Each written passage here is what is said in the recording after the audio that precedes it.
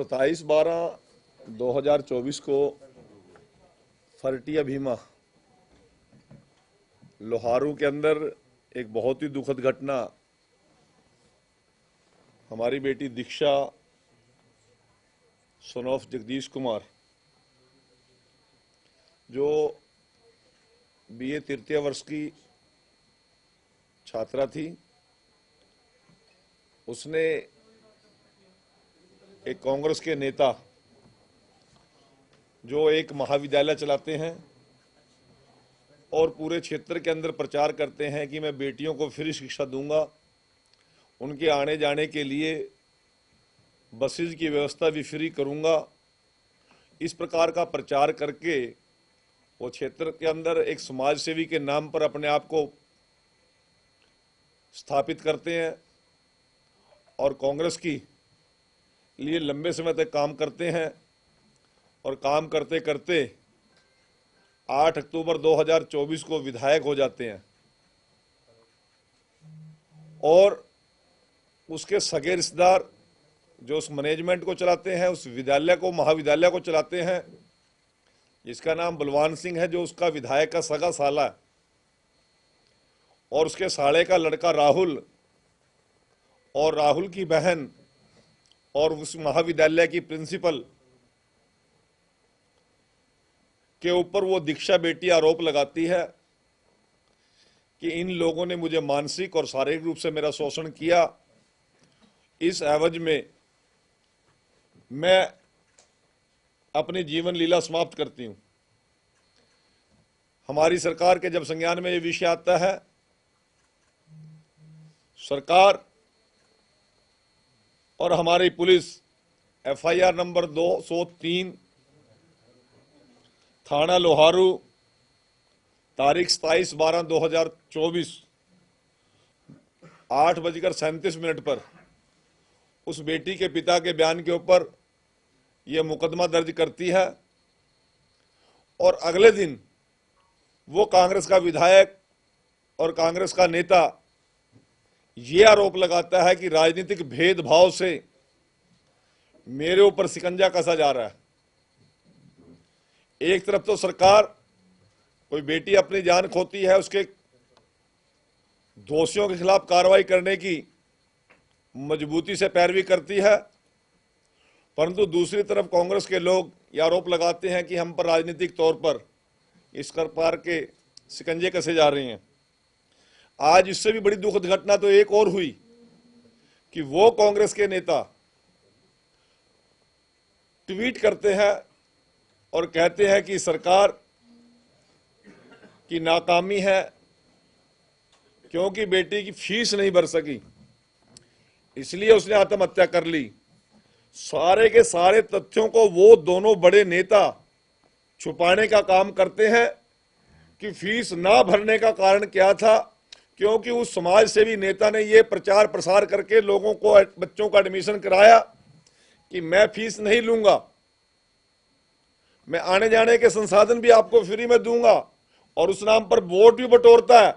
और दूसरी तरफ कांग्रेस के वो नेता जिसमें एक महिला नेत्री है और बड़ी जिम्मेवारी के पद पर है,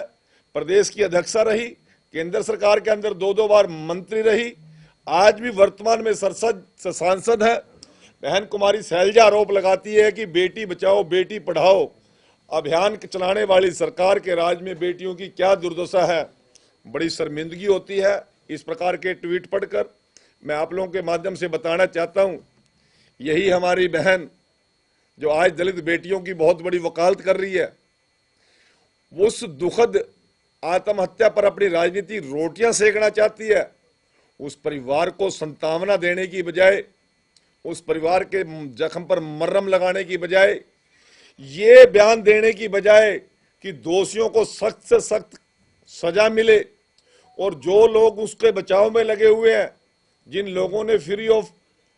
स्टडी के नाम पर वोट बटोरने का काम किया, उन लोगों को सलाखों के पीछे भेजने की बजाय वो सरकार पर आरोप लगा रही है। एन शैलजा जी, मैं आपसे पूछना चाहता हूं, आप केंद्र में मंत्री थे, मनमोहन सिंह जी देश के प्रधानमंत्री थे, यहां पर मुख्यमंत्री भूपेंद्र सिंह हुड्डा जी थे, एक दलित की बेटी को मिर्चपुर के अंदर जिंदा जला दिया। आपका एक बयान, आपके शब्द, आपके जीव नहीं हिली। आपने एक बार वहां जाकर उन लोगों के जख्म पर मरहम लगाने की बजाय तब आपने कोई ट्वीट नहीं किया कि ये निकम्मी सरकार है। जिंदा जलाना और पेट्रोल छिड़ककर दिन दिहाड़े जिंदा जलाना, इस जघन्य अपराध के ऊपर तो आपकी एक शब्द मुंह से नहीं निकला। गोहाना के अंदर दलितों के घर जलाए, सरेआम पुलिस की मौजूदगी में जलाए, भूपेंद्र सिंह हुड्डा की सरकार के पहरे के अंदर जलाए, तब आपका ना ट्वीट आया ना आपका बयान आया। और सच्चा खेड़ा के अंदर किस प्रकार से और घटनाएं यदि मैं गिनाऊं तो एक लंबी सीरीज हो जाएगी कांग्रेस के कुकर्मों की। और तो और बात छोड़ दीजिए, मैं कांग्रेस के इस नेत्री को, अपनी बड़ी बहन को ये बताना चाहता हूं कि जब आप खून के आंसू रो रही थी,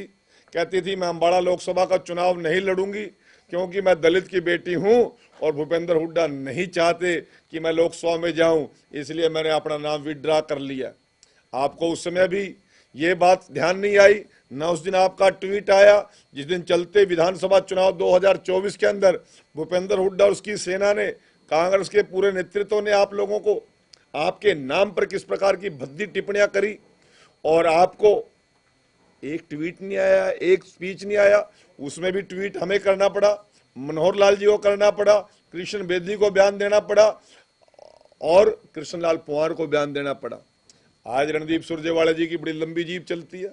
बहुत लंबे लंबे ट्वीट करता है, परंतु भूपेंद्र हुड्डा की सरकार में तो वो कैथल से विधायक भी थे। जब मिर्चपुर कांड हो रहा था, दलित की बेटी को जिंदा पेट्रोल छिड़कर अपाहिज बेटी को जिंदा जलाया जा रहा था, तब तो रणदीप सुरजेवाला जी का ना कोई बयान आया, ना उन्होंने इस्तीफा दिया। कोई हद होती है, शर्मिंदगी होती तो वो रिजाइन देते मंत्री पद से, विधायक पद से इस्तीफा देते, नहीं दिया। आज उनको सारे एक फरटिया नाम के विधायक के परिवार इस प्रकार से दलित की बेटी को आत्महत्या करने के लिए उकसाता है, उसे मजबूर करता है। आज उसको लानत भेजने की बजाय, उन दोषियों को सलाखों के पीछे भेजने की बजाय आप सरकार को घेरने का काम कर रहे हैं। मैं आपको बताना चाहता हूं, बेशर्मी की हद है कांग्रेस की, तो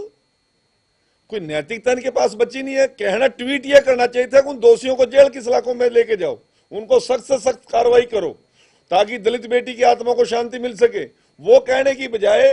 फ्री पढ़ाने वाली बेटी बचाओ। अरे 10 साल आप केंद्र में मंत्री रही, आपने भ्रूण हत्याओं का रिकॉर्ड था हरियाणा के अंदर, बेटियों की संख्या, मैं तो उस विभाग का मंत्री रहा हूं, 21 में से 12 जिले ऐसे थे जहां पर बेटियों की संख्या 1000 बेटों के मुकाबले में 800 के आसपास आकर रुकी हुई थी। जब मोदी जी इस बात को लेकर पूरे देश के अंदर नारियों का सम्मान बचाते हैं, बेटियों का सम्मान बचाते हैं, उनको नया जीवन दान देना चाहते हैं, आज 1000 बेटों के पीछे लगभग 900 प्लस की हमारी भ्रूण सेक्स रेशो हो गई है, वो बेटी बचाओ बेटी पढ़ाओ अभियान के कारण हुई है। उसको भी मजाक में ये लोग, कांग्रेस के लोग लेते हैं, और एक महिला होकर उसको मजाक में ले रही है। किस प्रकार की राजनीति ये लोग करना चाहते हैं। और फिर चुनाव जब आता है फिर कहते हैं ईवीएम खराब होगी। अपने इनको कुकर्म नजर नहीं आते, फिर ईवीएम पर दोष देते हैं। मैं ये कहता हूं कि उस दलित बेटी की बेशकीमती जान गई है, उन निर्दयी लोगों ने उसको मरने पर मजबूर किया है, उनके खिलाफ कार्रवाई की मांग करने की हिम्मत होनी चाहिए और हम उनको सख्त सजा दिलाने के लिए हर प्रकार के स्तर पर जाएंगे, दोषियों को बिल्कुल नहीं बख्शेंगे। उस परिवार से हमारी संवेदना है, हमारी हमदर्दी है, परंतु जो लोग उस दलित की आत्महत्या पर इस प्रकार की राजनीति कर रहे हैं, उन लोगों को भी अपना ट्वीट वापस लेना चाहिए और इस प्रकार के असंवेदनशील बातें कह के समाज में अफरा तफरी का माहौल नहीं पैदा करना चाहिए। विधायक की भी इन्वॉल्वमेंट कहीं नजर आती है। जो दोषी होंगे, जिसने चुनाव में वोट मांगे, इस बात का वीडियो है, उसके बाद भी कहा कि मैं फ्री शिक्षा देता हूं, उसके वीडियो ऑडियो सब चल रहे हैं, टीवी पे चल रहे हैं। तो जब वो कहता है कि मेरा महाविद्यालय है और मैं यहां फ्री शिक्षा देता हूं, और उसी महाविद्यालय के अंदर उन दोषियों ने उस बेटी को आत्महत्या करने के लिए मजबूर किया, तो क्यों ना उसको भी इसमें जांच के दायरे में लाना चाहिए।